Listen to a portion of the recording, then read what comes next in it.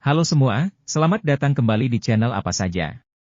Pada video kali ini, kita akan melakukan perjalanan menarik ke dalam dunia botani, tepatnya tentang tumbuhan rendah. Tumbuhan ini mungkin terlihat sederhana, tetapi jangan salah, mereka menyimpan keajaiban yang luar biasa.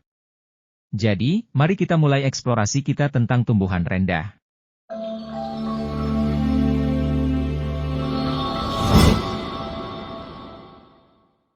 Tumbuhan rendah, atau tumbuhan tanah rendah, adalah kelompok tumbuhan yang cenderung tumbuh dekat permukaan tanah atau di atas substrat seperti bebatuan atau kayu.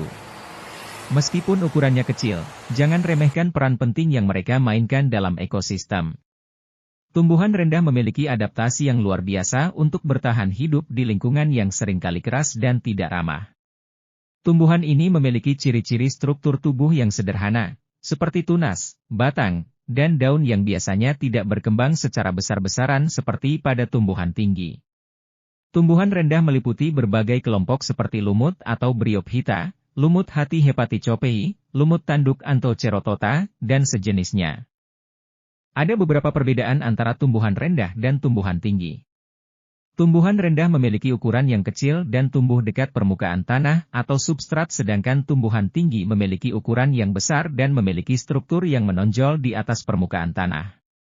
Tumbuhan rendah memiliki daun yang relatif sederhana dan seringkali tidak memiliki stomata yang terbuka seperti pada tumbuhan tinggi.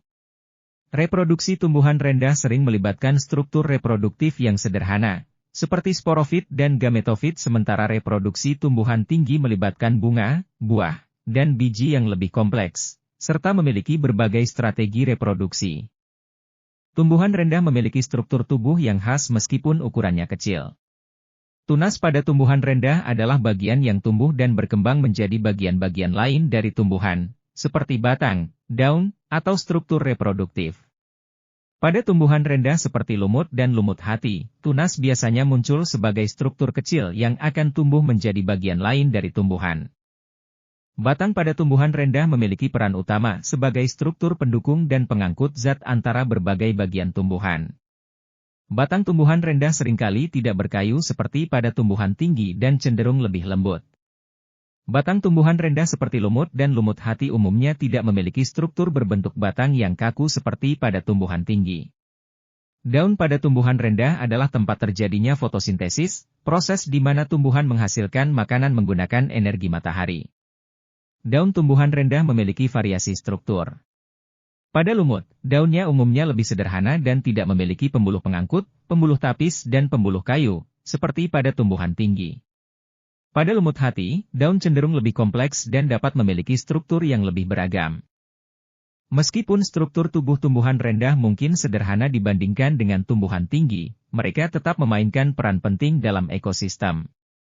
Tunas, batang, dan daun tumbuhan rendah berkontribusi pada proses-proses penting seperti pertumbuhan, fotosintesis, dan reproduksi.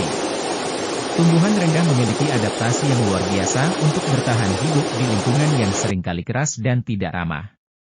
Kita akan membahas beberapa adaptasi menarik, seperti 1. Kemampuan menyerap air dan nutrisi. Meskipun tidak memiliki akar yang berkembang seperti tumbuhan tinggi, tumbuhan rendah memiliki struktur yang memungkinkan mereka menyerap air dan nutrisi dari lingkungan sekitar mereka. 2. Reproduksi yang unik. Tumbuhan rendah memiliki siklus hidup reproduksi yang unik, melibatkan elemen-elemen seperti sporofit dan gametofit. 1. Gametofit. Fase awal siklus hidup, biasanya lebih kecil dan sederhana. Gametofit menghasilkan sel-sel reproduktif yang disebut gamet, sel telur dan sel sperma. Pada lumut, misalnya, gametofit adalah bagian yang umumnya dikenal sebagai lumut yang kita lihat, dengan struktur daun dan batang yang sederhana. Di sini, gamet dibentuk di bagian yang disebut organ reproduksi. Gametofit jantan menghasilkan sperma, sementara gametofit betina menghasilkan telur. Proses penyerbukan biasanya terjadi di lingkungan yang lembab. 2. Sporofit. Fase selanjutnya dalam siklus hidup, biasanya lebih besar dan lebih kompleks daripada gametofit. Sporofit tumbuh dari hasil penyatuan sel telur dan sel sperma selama proses fertilisasi. Sporofit terletak di atas gametofit, yang berfungsi sebagai sumber nutrisi. Sporofit memiliki organ reproduksi yang menghasilkan spora. Spora adalah struktur kecil yang dapat berkembang menjadi individu baru jika jatuh di tempat yang sesuai dan kondisi yang tepat. Spora tumbuh menjadi gametofit baru dan memulai siklus hidup baru. Siklus hidup tumbuhan rendah ini menunjukkan adanya pergantian antara generasi gametofit dan sporofit. Gametofit menghasilkan gamet, yang ketika bertemu dan bersatu akan membentuk sporofit. Sporofit pada gilirannya menghasilkan spora yang akan berkembang menjadi gametofit baru.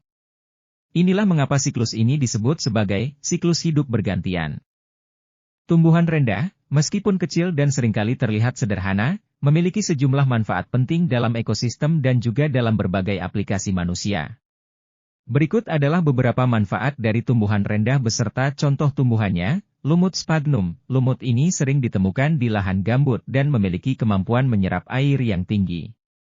Ini membantu mencegah kekeringan dan mencegah lahan gambut tererosi.